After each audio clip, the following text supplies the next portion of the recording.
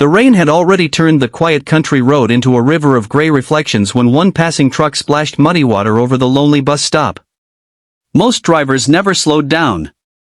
Some glanced for a second before disappearing into the storm. But one man pressed his brakes so hard that his pickup skidded a few feet across the wet pavement. What caught his attention wasn't the old suitcase or the soaked dress. It was the white cane resting beside a barefoot woman who never once looked toward the traffic. She simply sat there, trembling in silence, as if she had already accepted that no one was coming back for her. That single moment would change two broken lives forever.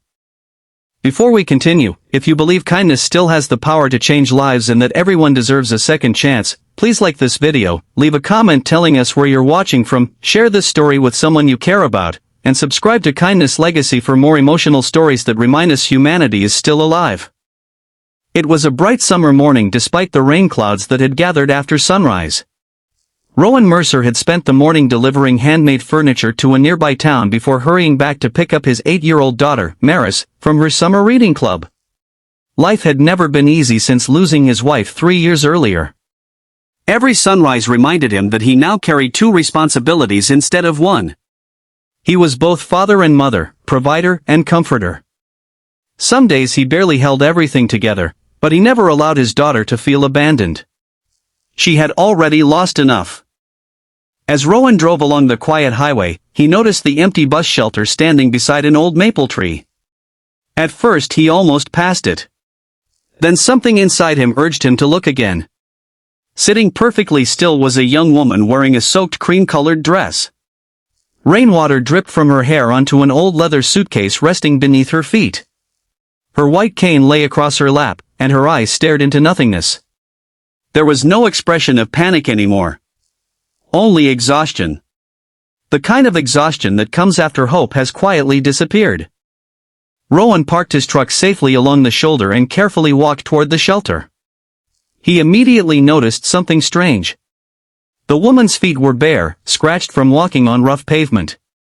Someone had left her there without even her shoes. Nearby lay a broken shopping bag, soaked photographs, and an empty bottle of water.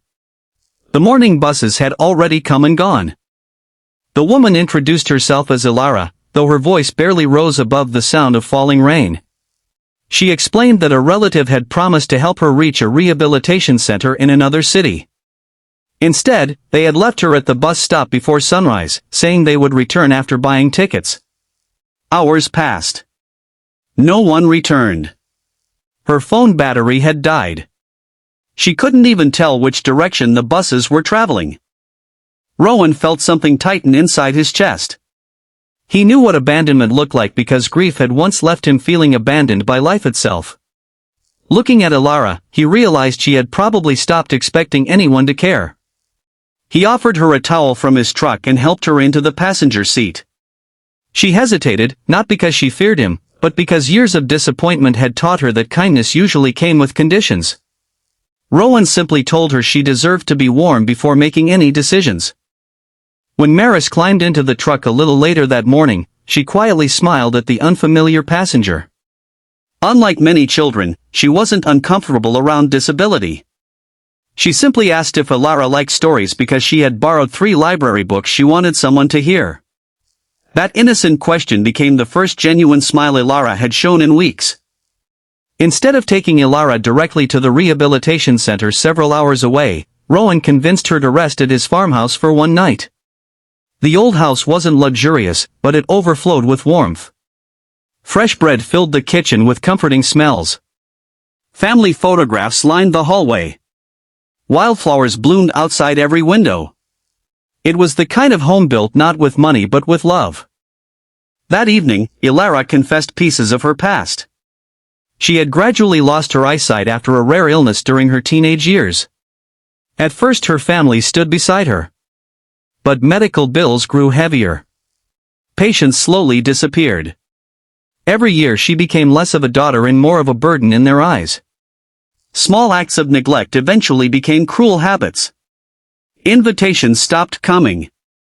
Conversations became shorter. Until finally someone decided leaving her behind was easier than helping her move forward. Rowan never interrupted her story. He simply listened. Sometimes the greatest kindness isn't solving someone's pain. It's allowing them to feel heard.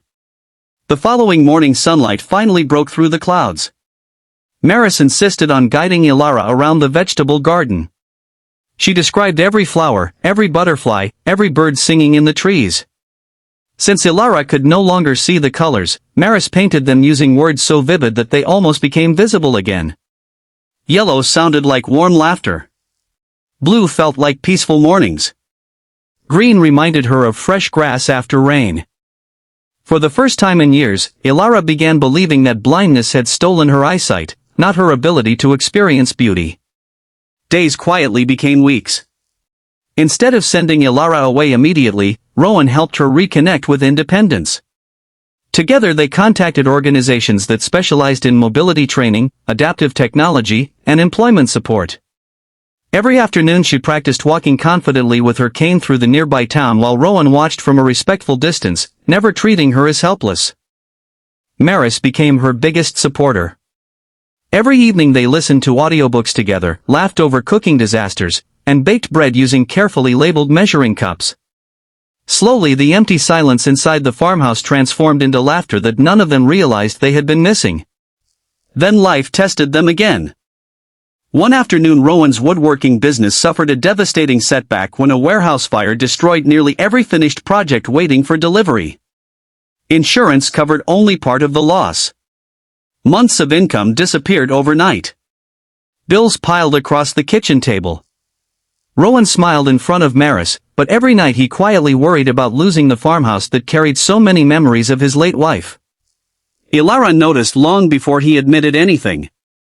Although still rebuilding her own confidence, she secretly began recording audiobooks for a non-profit organization that paid narrators with expressive voices. Her calm storytelling quickly gained attention. Soon schools for visually impaired students requested more recordings. Libraries ordered educational material narrated by her voice. What had once felt like a limitation unexpectedly became her greatest gift. Without telling Rowan, she quietly paid several overdue utility bills. When Rowan eventually discovered what she had done, emotion overwhelmed him. For months he believed he had rescued someone abandoned by the world. Only then did he realize she had rescued him too. Kindness had never flowed in only one direction. Word spread through the community about the blind narrator whose voice inspired hundreds of children and about the widowed carpenter who had offered her shelter without expecting anything in return. Volunteers repaired Rowan's damaged workshop. Local businesses donated lumber. Students helped repaint the building during a community service day. Even people who had never met either of them wanted to become part of something hopeful. The farmhouse that once echoed with loneliness became a symbol of compassion. Months later, Ilara received an invitation to speak at a regional conference celebrating people who overcame extraordinary challenges. Standing confidently before hundreds of people with her white cane beside her, she shared not a story about blindness but about belonging. She explained that the greatest darkness in her life had never been losing her sight. It had been believing she no longer mattered. One stranger's decision to stop his truck on a rainy morning gave her something no medical treatment ever could. The courage to believe in tomorrow again. The audience stood in thunderous applause. Among them sat Rowan and Maris, both wiping tears from their eyes. After the conference, a woman approached Ilara carrying an envelope. Inside was a handwritten apology from the relative who had abandoned her at the bus stop. Years of guilt had finally become unbearable. They asked for forgiveness but expected nothing in return. Ilara read the letter through a volunteer and quietly smiled. She chose forgiveness not because forgetting the pain was easy, but because carrying bitterness would only continue the loneliness someone else had created. Forgiveness became another form of freedom.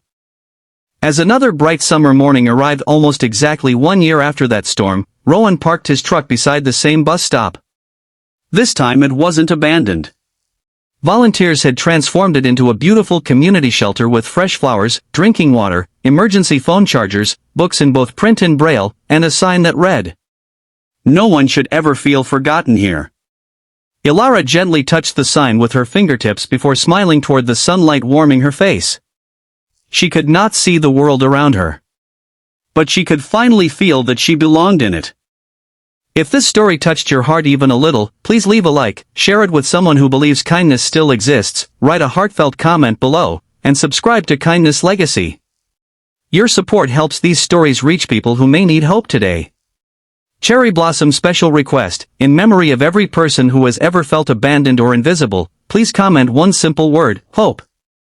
Your single word may encourage someone reading the comments who feels completely alone. Some miracles don't begin with wealth, fame, or impossible luck. Sometimes they begin with an ordinary person choosing to stop when everyone else keeps driving. A single act of compassion can rewrite someone's future, heal invisible wounds, restore broken faith, and remind us that family isn't always the people we are born with. Sometimes family is simply the people who refuse to leave when life becomes difficult. And on one rainy morning, beside a forgotten bus stop, one single dad proved that kindness has the extraordinary power to change a life forever.